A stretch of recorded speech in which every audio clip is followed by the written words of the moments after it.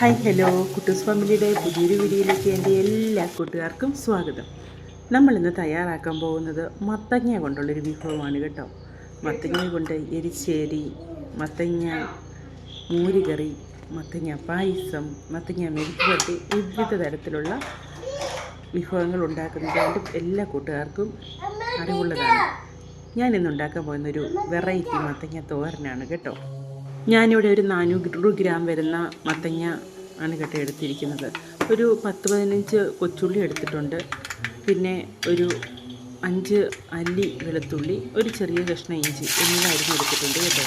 അപ്പോൾ നമുക്കൊരു ചട്ടി അടുപ്പത്ത് വെച്ചിട്ട് അതിലേക്ക് കടുക് പൊട്ടിച്ച് ഒരു ചെറിയ ജീരകം ഒരു 1/4 ടീസ്പൂൺ ഇട്ട് അതൊന്ന് മൂത്തതിന് ശേഷം നമുക്ക് അരിഞ്ഞു വെച്ചിരിക്കുന്ന വെളുത്തുള്ളിയും ഇഞ്ചിയും കൊച്ചുള്ളിയും കൂടെ അതിലേക്കൊന്നിട്ട് മൂപ്പിച്ച് കൊടുക്കാതെ, കൊച്ചുള്ളി ഒരു ചെറിയ ഒരു മെറൂൺ കളറ് നല്ലപോലെ മൊരിഞ്ഞ് വരണ്ട, എങ്കിലും അത്യാവശ്യം അതിലെ ജലാംശമൊക്കെ ഒന്ന് പറ്റി അത്യാവശ്യം ഒന്ന് മൊരിഞ്ഞ് വരണം. അതിലേക്ക് ഇത്തിരി കറിവേപ്പിലയും കൂടെ ഇട്ട് നമുക്ക് നന്നായിട്ടൊന്ന് ഇളക്കി കൊടുക്കാം. അതൊന്ന് നമ്മുടെ ഇഞ്ചിയും വെളുത്തുള്ളിയും ചെറിയ ഉള്ളിയും കൂടെ ഒക്കെ ഒന്ന് കിടന്ന് ഒന്നായി വെളിച്ചെണ്ണയിലൊന്ന് വഴന്ന് വരട്ടെ. അതൊന്ന് വരുമ്പോഴത്തേക്കിനും നമ്മൾ എടുത്തു വെച്ചിരിക്കുന്ന ഇച്ചിരി ചതച്ച പച്ചമുളകാണ്, ഒരു 3-4 എരിവിന് ആവശ്യമനുസരിച്ചുള്ള ക്രഷ് ചെയ്ത നമ്മുടെ വറ്റൽമുളകാണ് എടുത്തിരിക്കുന്നത്. അതൊന്ന് നമുക്ക് എരിവ് കൂടുതൽ വേണ്ടവർക്ക് കുറച്ചുകൂടെ ചേർക്കാം കേട്ടോ. ഞാനിവിടെ ഒരു ടീസ്പൂൺ അളവിലാണ് ഇത് ചേർത്തിരിക്കുന്നത്. അതൊന്ന് ഇളക്കി കൊടുത്തതിന് ശേഷം നമ്മൾ 1 കപ്പോളം തേങ്ങ ഇതിലേക്ക് ചേർത്ത് കൊടുക്കുന്നുണ്ട്. തേങ്ങ ഒന്ന് എണ്ണയിൽ കിടന്ന് മൊരിഞ്ഞ് വരുമ്പോഴത്തേക്കിനും നമ്മൾ അരിഞ്ഞു വെച്ചിരിക്കുന്ന ഈ അളവിലാണ് കേട്ടോ ഞാൻ അരിഞ്ഞു വെച്ചിരിക്കുന്ന മത്തങ്ങ നമുക്ക് അതിലേക്കൊന്ന് ചേർത്ത് കൊടുക്കാം. എന്നിട്ട് നന്നായിട്ടൊന്ന് ഇളക്കി യോജിപ്പിച്ച് കൊടുക്കാം. നമുക്ക് പാകത്തിന് ഉപ്പ് ചേർത്ത് കൊടുക്കാം.